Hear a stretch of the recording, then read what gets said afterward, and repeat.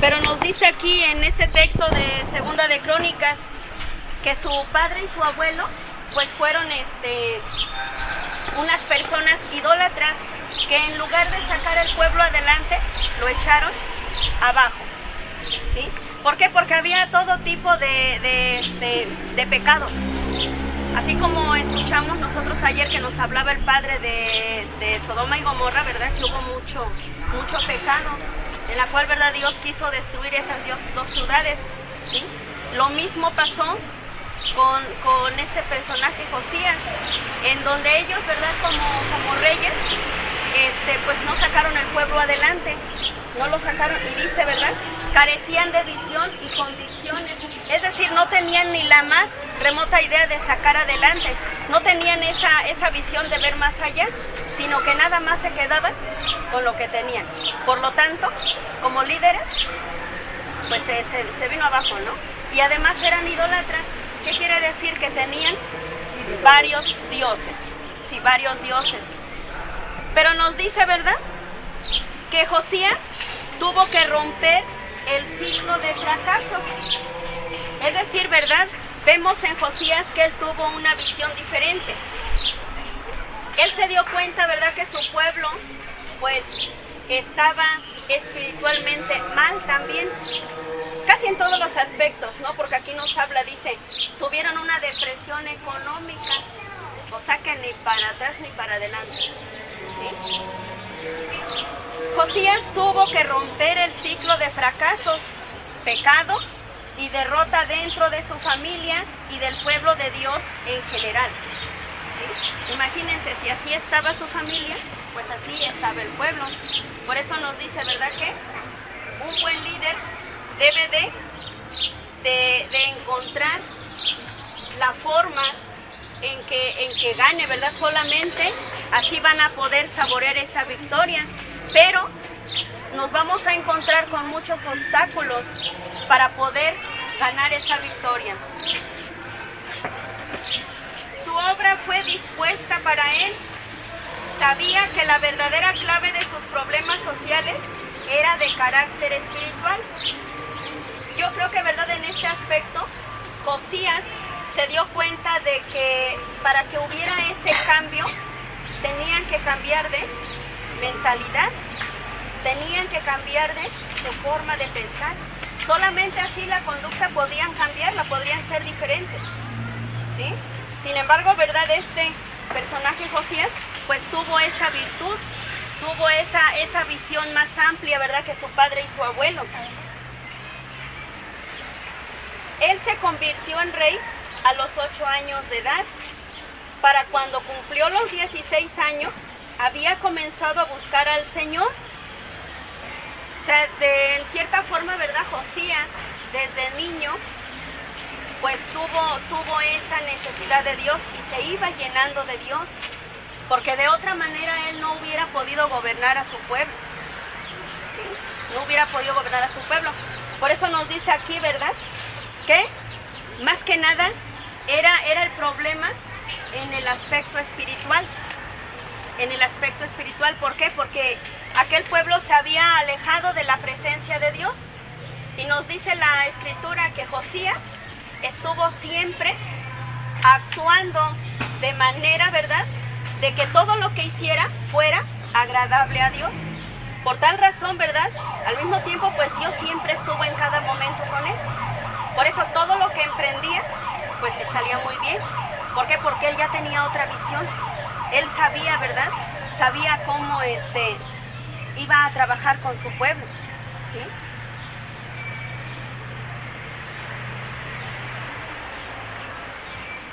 Él se convirtió en rey a los 8 años de edad. Para cuando cumplió los 16 años, había comenzado a buscar al Señor. Y 4 años más tarde, determinó reformar a Israel y liberar a su país de la idolatría asiria y nativa. Cuando cumplió los 25 años, Josías emitió órdenes de reparar el templo. Esta considerable tarea se convirtió en la oportunidad que alcanzaría la victoria más adelante. Imagínense, ¿no? Él, con esa visión que tenía, ¿verdad?, pues uno de sus proyectos era reformar el templo. ¿Por qué? Porque estaba pues por los suelos, ¿no? Es más, él incluso mandó a destruir todo esto. Destruyó, ¿verdad? Aquellas ruinas que estaban ya del templo. Destruyó los altares sagrados. Lo hizo de una manera de purificación, porque después tuvo que esparcir todas esas cenizas, ¿sí? Como pues una forma de renovarse, ¿no? De convertirse, de cambiar, para llegar a una purificación y dejar todo eso atrás para hacer una nueva reforma. Por eso dice, ¿verdad? Era la oportunidad que alcanzaría la victoria más adelante. Pero para eso, ¿verdad? Él tuvo una buena organización, que era lo más importante. Porque hay ocasiones en que nosotros queremos echar a andar algún proyecto, pero si no hay una buena organización, no nos sale ese proyecto, ¿sí? Entonces él tenía, ¿verdad?, la capacidad de saber organizar, ¿sí? Al tener una buena organización, pues por lógica lo iba a llevar a un buen trabajo. El proyecto fue bien organizado, eficientemente delegado y bien supervisado. Mientras se ocupaban en su trabajo, los equipos descubrieron una copia por mucho tiempo descuidada del libro de la ley, ¿sí? Vamos a ver qué contenían esos escritos, que el por qué, ¿verdad? Josías dice más adelante que cuando él escuchó esa lectura, ¿verdad?, de aquella ley, de aquel libro que le mostraron estas personas, ¿verdad?, tuvo un arrepentimiento, y que eso lo ayudó también para ayudar a su pueblo a arrepentirse y volverse a Dios. Vamos a buscar en Segunda de Reyes, vamos a buscar el libro de Segunda de Reyes, 22, 14, 20.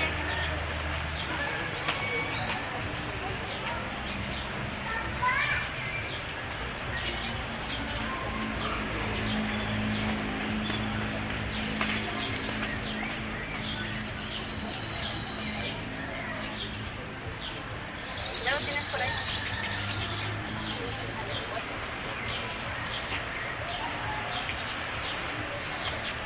El sacerdote Jezías y los demás comisionados acudieron a la profetisa Hulda, esposa de Salún, hijo de Ticuá, y nieto de Jarjás, guarda del ropero, que vivía en el barrio nuevo de Jerusalén, y les pusieron el caso. Ella les dijo: así dice el Señor Dios de Israel, digan al hombre que los ha enviado a mí, yo voy a traer la desgracia sobre este lugar y sobre sus habitantes. Voy a cumplir todas las palabras del libro que ha leído el rey de Judá. Ellos me abandonaron, quemando incienso a otros dioses, y me irritaron con su conducta perversa. Pues bien, mi ira arderá contra este lugar y no se apagará. Dirán, sin embargo, al rey de Judá, que los ha mandado a consultar al Señor. Esto dice el Señor, Dios de Israel, con relación a las palabras que has escuchado. Puesto que tu corazón se ha conmovido y te has humillado ante el Señor al oír lo que he decretado contra este lugar y contra sus moradores, el terror y la maldición que les espera, porque has rasgado tus vestiduras y llorado ante mí. Yo también te he escuchado, oráculo del Señor.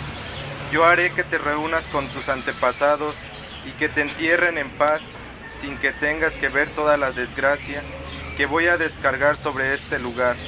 Los enviados regresaron donde estaba el rey con la respuesta. Palabra de Dios. Te alabamos, Señor.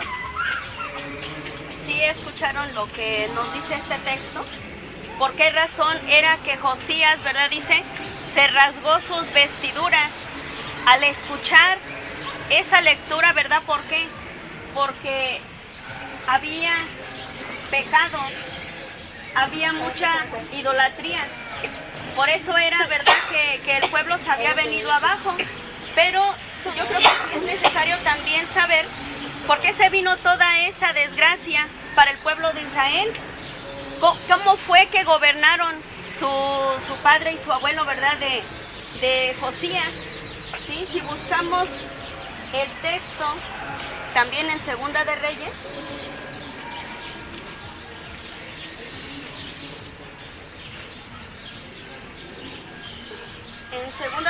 en el capítulo 21,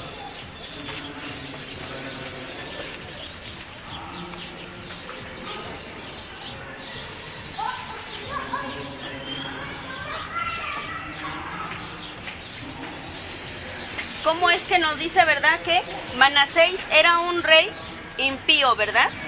Sí, si alguien me quiere ayudar con esa lectura. Luz, fuerte. ¿Hasta dónde?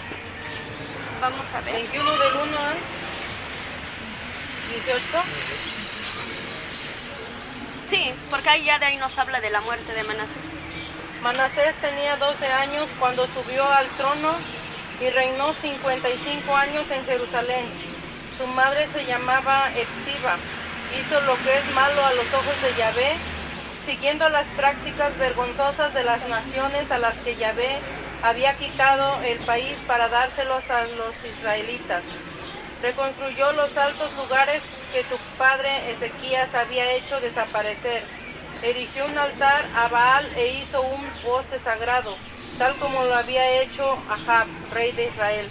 Se postró ante todo el ejército de los cielos y se puso a servirlo. Levantó altares en la casa de Yahvé, en ese templo del cual había dicho Yahvé: instalaré mi nombre en Jerusalén. Levantó altares a todo el ejército de los cielos en los dos patios de la casa de Yahvé. Ofreció a su hijo como sacrificio en el fuego. Practicó la astrología y la magia. Instaló brujos y adivinos. Y de muchas maneras provocó la cólera de Yahvé, haciendo lo que es malo a sus ojos. Colocó la estatua de acera que había hecho en la casa de la cual Yahvé había dicho a David y a su hijo Salomón: en este templo, en esta ciudad de Jerusalén, que elegí entre todas las tribus de Israel, instalaré mi nombre para siempre. Si cumplen todo lo que les mandé, y si practican la ley que les ordenó mi servidor Moisés, haré que no vague más a Israel lejos de la tierra que di a sus padres. Pero no hicieron caso, y Manasés los arrastró a hacer cosas peores, aun que las hechas por las naciones que había destruido Yahvé ante los israelitas. Por eso declaró Yahvé por boca de sus servidores los profetas: Manasés, rey de Judá, ha hecho cosas vergonzosas, ha actuado peor aún que los amorreos que vivían antes aquí, y con sus ídolos ha hecho pecar a Judá. Por lo cual dice Yahvé, Dios de Israel: voy a mandar sobre Jerusalén y Judá una desgracia tan grande que le inclinarán las orejas a quienes las oigan. Arrasaré a Jerusalén tal como lo hice con Samaria. La trataré tal como a la casa de Ahab. Limpiaré a Jerusalén tal como se limpia un plato al que lavan y luego lo ponen boca abajo. Tiraré el resto de los que me pertenecen. Los entregaré en manos de sus enemigos y se convertirán en la presa y en el botín de todos sus enemigos. Porque desde el día en que sus padres subieron desde Egipto hasta ahora han hecho lo que es malo a mis ojos y no han hecho más que enojarme. Además del pecado que Manasés hizo cometer a Judá, haciendo lo que es malo a los ojos de Yahvé, derramó hasta tal punto la sangre inocente que Jerusalén quedó repleta de un extremo al otro. El resto de los hechos de Manasés, todo lo que hizo, el pecado que cometió, todo esto está escrito en el libro de las crónicas de los reyes de Judá. Manasés se acostó con sus padres y lo enterraron en el jardín de su casa y en el jardín de Usa. En su lugar reinó Amón, su hijo. Palabra de Dios. Te alabamos, Señor. ¿Sí escucharon todas las cosas que hizo este rey Manasés, el cual llevó a la derrota a su pueblo?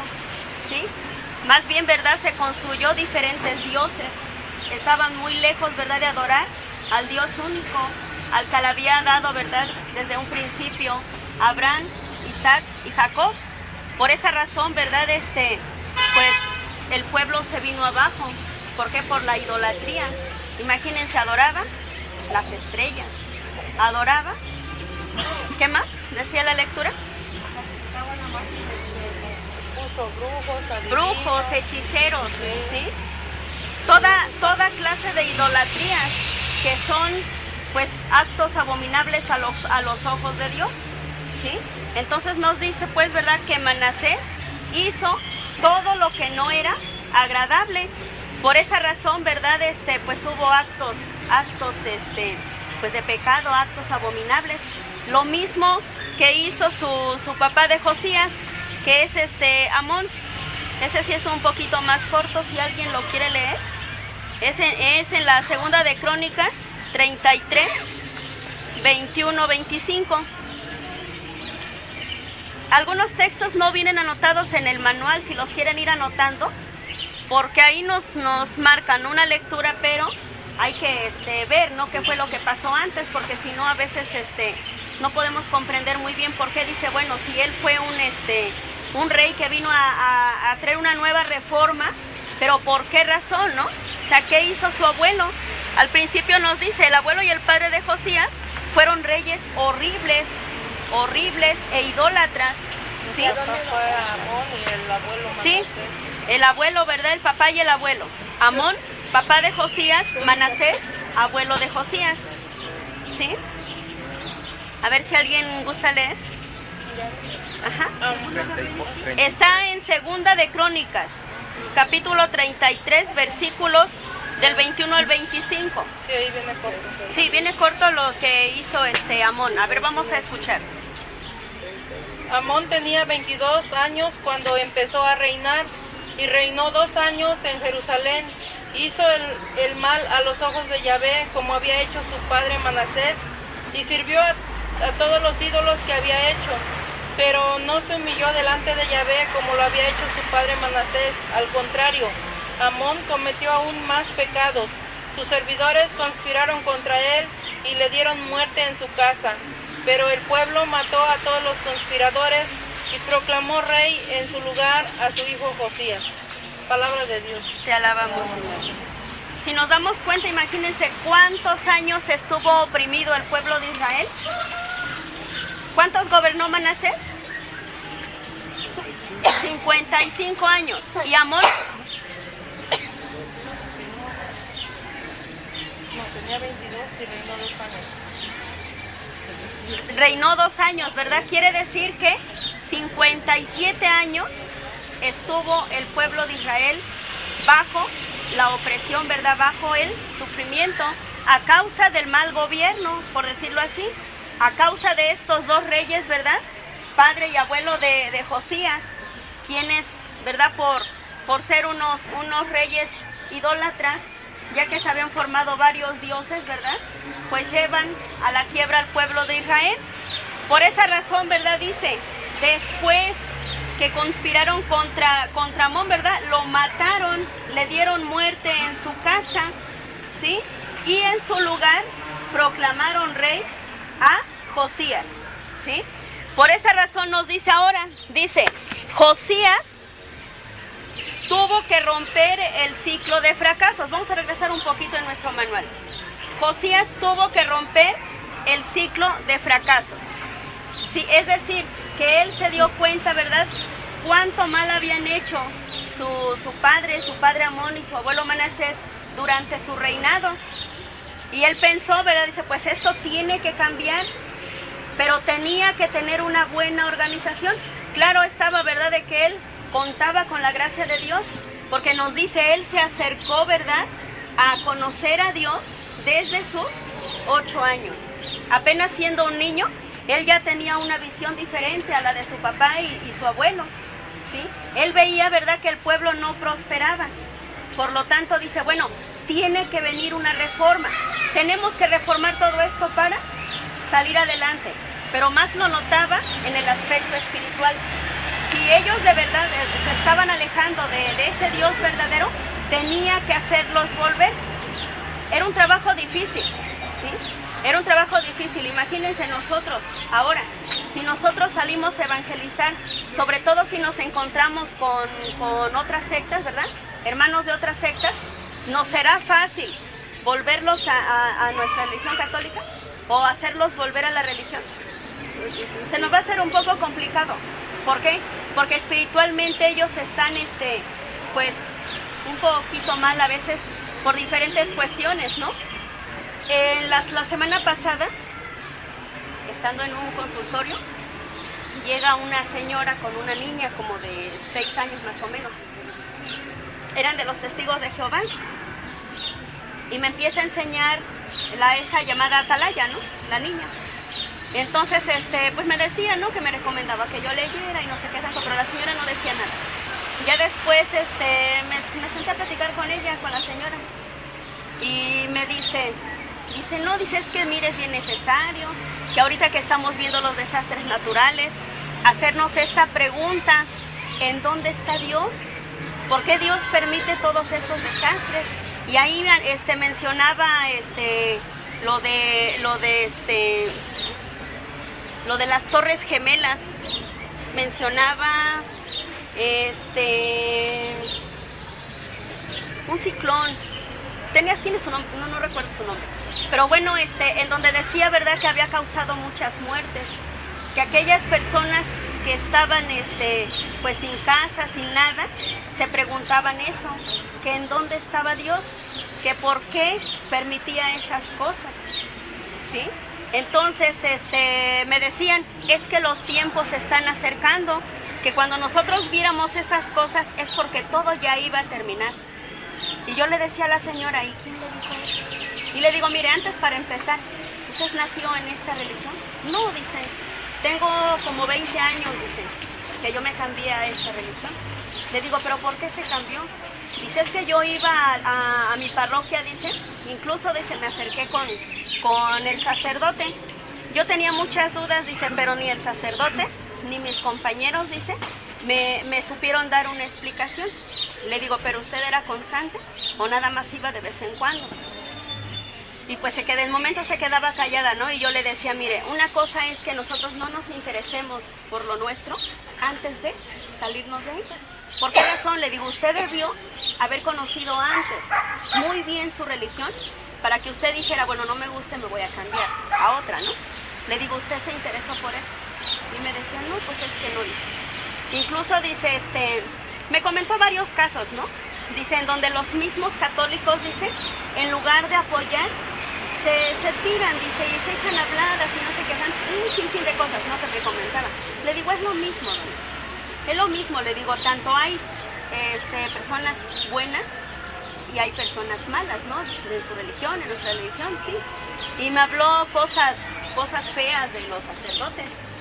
Y yo le decía, mire, también hay cosas que han hecho ustedes como testigos de Jehová, que no hay un buen testimonio. Entonces, ¿por qué vamos a estar criticando unos con otros? Es mejor trabajar para hacer un bien y buscar el bien común. Y le empecé a platicar varias cosas, ¿no? Entonces me decía, la invito a mi templo. Le digo, le invito al mío. Ajá, y así, ¿no? O sea, no es que hubiera una guerra, ¿no? En decirnos y tirarnos, sino el hacernos ver que si nosotros estuviéramos unidos y con una misma mentalidad, nosotros prosperamos.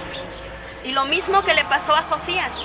Él veía, ¿verdad?, que pues su papá y su abuelo pues no tenían más, no daba su capacidad para más. Entonces se estancaron y no sacaron al pueblo adelante. Pero vamos a ver cuál fue la reforma que utilizó Josías para que Israel saliera adelante. Vamos a buscar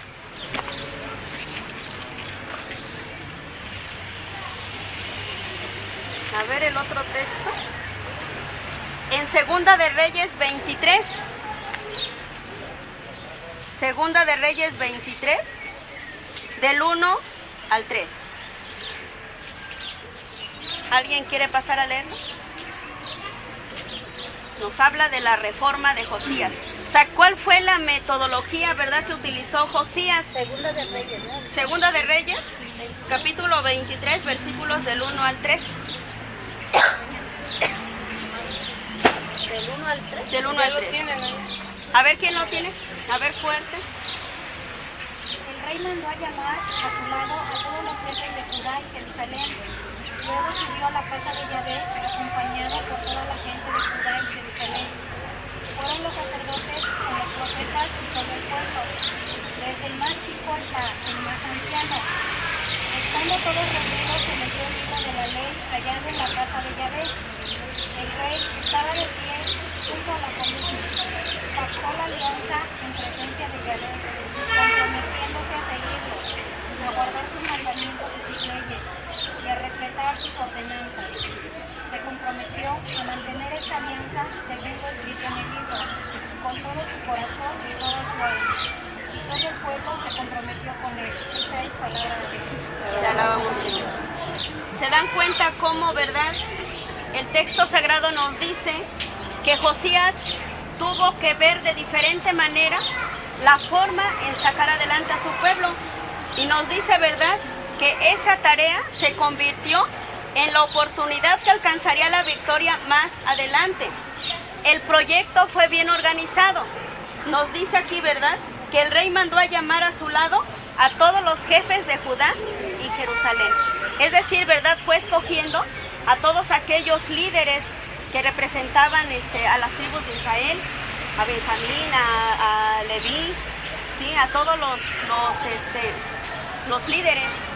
De esa manera él fue organizando, ¿verdad?, para llevar a cabo aquel proyecto. Dice, fue el proyecto muy bien organizado, eficientemente delegado y bien supervisado. Claro está que Josías no podía hacer todo el trabajo, tuvo que delegar responsabilidades, sobre todo, ¿verdad?, a estas personas que realmente también demostraron interés en su trabajo para poder salir adelante, ¿verdad?, salir de ese estancamiento, ¿sí? Mientras se ocupaban en su trabajo, los equipos descubrieron una copia por mucho tiempo descuidada del libro de la ley.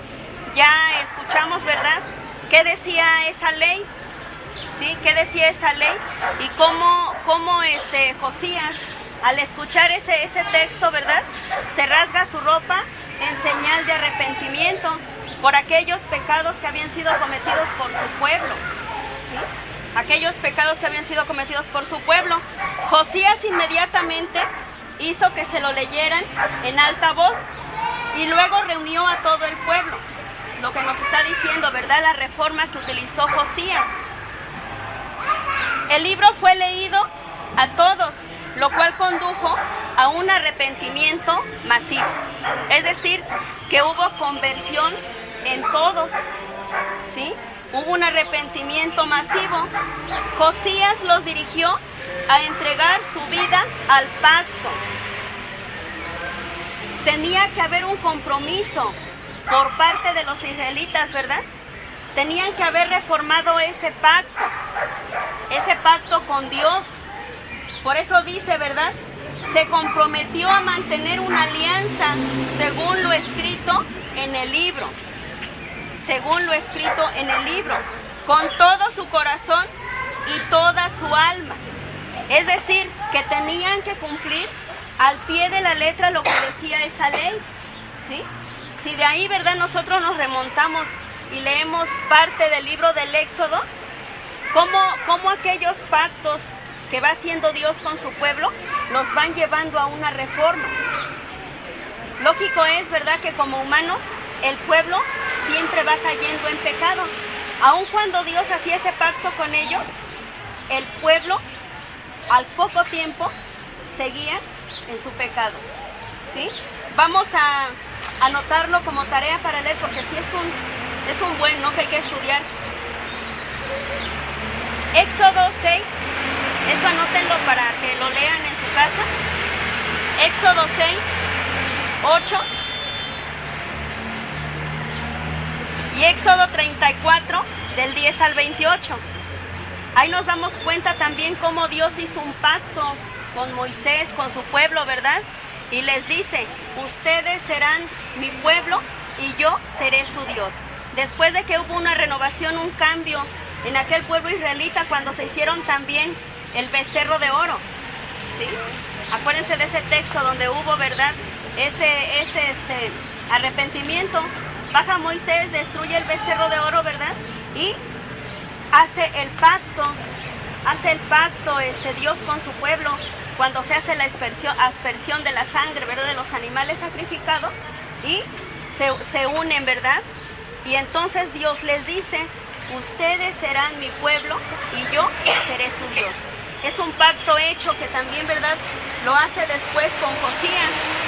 Josías, Dios y el pueblo, ¿verdad?, se comprometen a cumplir la ley. Aquella ley que había estado escondida, guardada, ¿verdad?, entre los escombros, en ese tiempo fue encontrada por aquellos, ¿verdad?, aquellos servidores de Josías.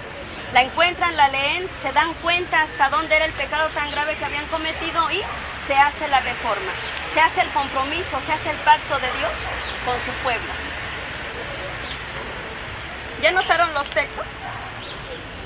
Éxodo nomás, ¿verdad? Éxodo 6, 8 y Éxodo 34, 10, 28. Vamos a ver ahí, nos habla acerca de la ley de la alianza. El nuevo pacto que hizo Dios, ¿verdad?, con el pueblo, cuando era conducido por Moisés. ¿Y es qué? ¿28? ¿Okay? No, Éxodo 6, 8. Ajá.